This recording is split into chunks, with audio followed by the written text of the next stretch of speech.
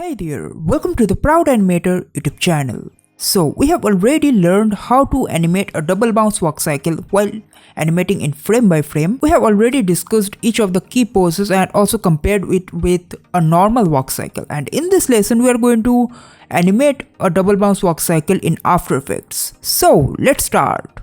So a typical walk cycle is around a second long and a double bounce walk cycle is a bit slower than a normal walk cycle. So we're going to give it few extra frames. So currently I'm in 30 frames per second and let's give it around 1 second and a 10 frames extra for cycle of this walk. Okay, so first of all I'm going to put a ruler over here to keep in track of where exactly the ground is. Okay, so first of all I'm going to animate the foot of the character. So remember to move the anchor point to somewhere around here so that we can, if we rotate it, it doesn't look awkward. Alright, so first of all I'm going to put position and rotation property, and after that I'm going to jump on to 30 plus 10. Alright, so I'm going to put a keyframe over here as well. Now at this particular point I'm going to move this foot somewhere around here and let's rotate it. Okay, let's pull it downwards and let's rotate it somewhere around and give it around 25 degree of rotation. Alright, now I'm going to jump to exactly to the middle and I'm going to pull it backwards. And we are going to rotate it in the opposite side.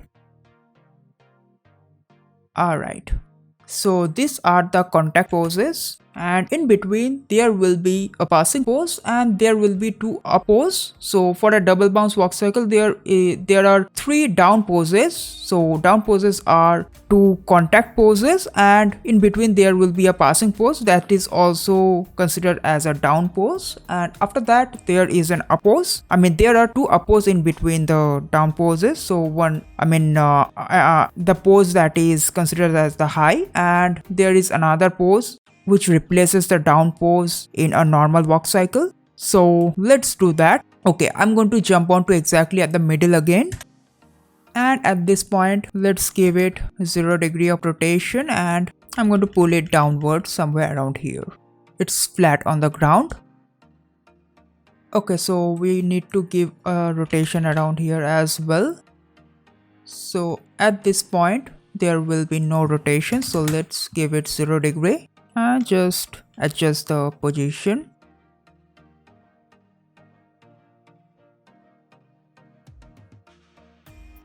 So I'm going to jump onto again at the somewhere around middle and let's adjust it over here as well.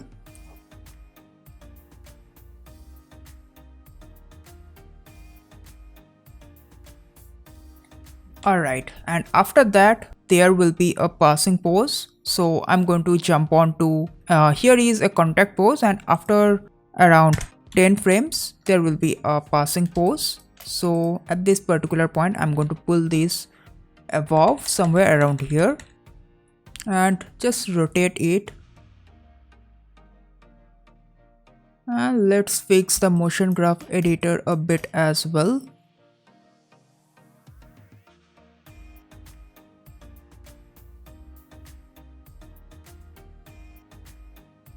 And also I'm going to jump somewhere in between and just move this slightly backwards and rotate it somewhere around 90 degrees or 100 degrees and pull it back somewhere around here. Alright, and after that there will be an up pose. So I am going to jump on to next 5 frames and pull it somewhere around here. And let's adjust the motion graph again.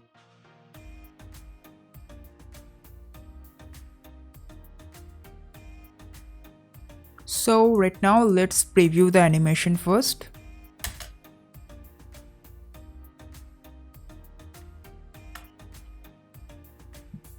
Yeah, it's looking pretty good, but we need to change the keyframes in between. We need to add some smoothness. So I'm going to select this position keyframes and just change it to a roving keyframe, and I'm going to leave the contact poses. Okay, now let's preview it.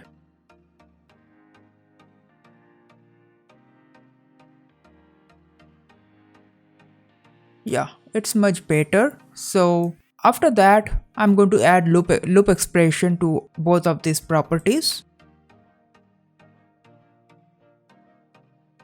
Alright, I'm going to copy this one and just paste it at the photo, this one, and let's open the property, and I'm going to offset it by around 20 frames.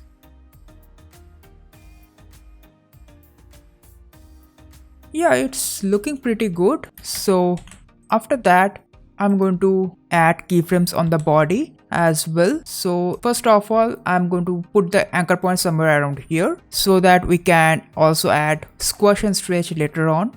Okay, so before animating the body, I'm going to parent the neck with body layer and head with neck layer. Okay, so after that, I'm going to put position and add rotation as well. So at this contact pose, it will be somewhere around. Okay, let's turn off the visibility of this layer for now.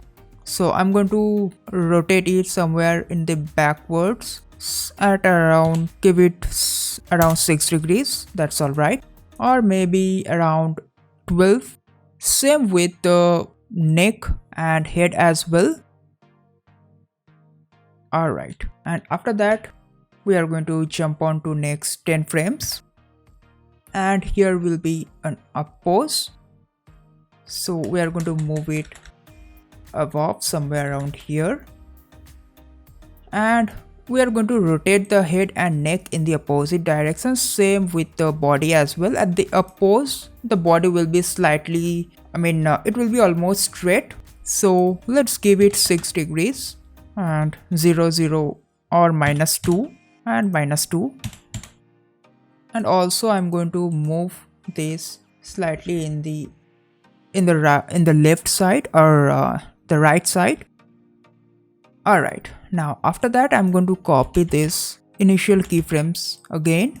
Now let's ease it and add loop expression. Alright, so after that, I'm going to simply offset all these keyframes. Let's offset it by 1 frame only. Okay, let's preview our animation.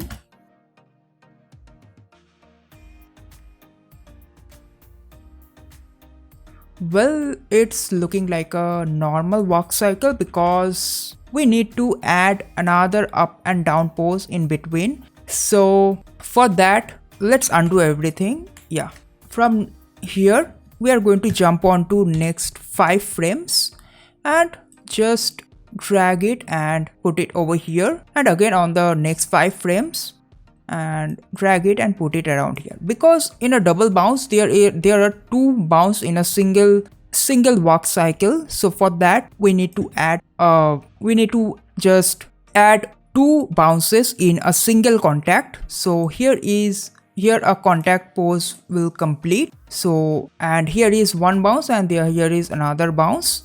Okay, so right now let's offset the keyframes.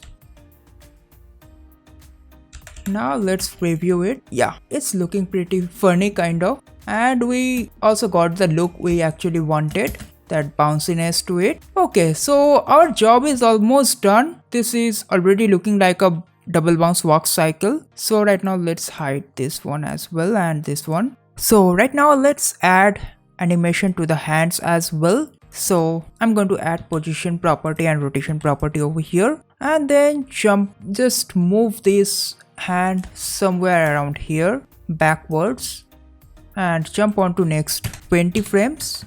This is the next contact pose. I'm going to move it somewhere around here and just rotate it, and again I'm going to jump on to the next 10 frames and add an in between. I'm going to do the same, copy and paste it again and just reverse the keyframe order, and let's adjust the motion path a bit.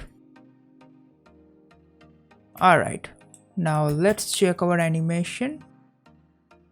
Okay, so right now we are going to add limbs over here. So I'm going to put it one around here, wrist around here, and the shoulder around here. And let's adjust the settings a bit.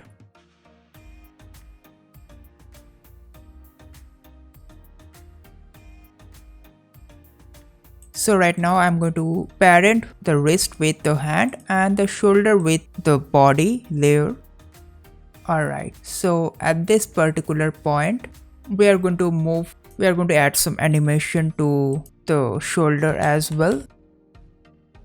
Let's fix this part and add the loop expression. So yeah, it's looking okay. So right now I'm going to just adjust the length of this a bit and let's check it. And also I'm going to move the position of the shoulder. Okay, let's check it. Better. So right now we are going to copy this hose and just duplicate it from here in rubber hose. Click over here, select all the hoses and click over here. The hose will be duplicated. Same, I'm going to copy the hand layer again and just pull it backwards and just put it somewhere around here. And I'm going to parent this wrist with this hand 3. Okay, now let's open the keyframe properties and let's offset it by 20 frames, and also again I'm going to offset the whole hand by around 2 frames. So let's check our animation.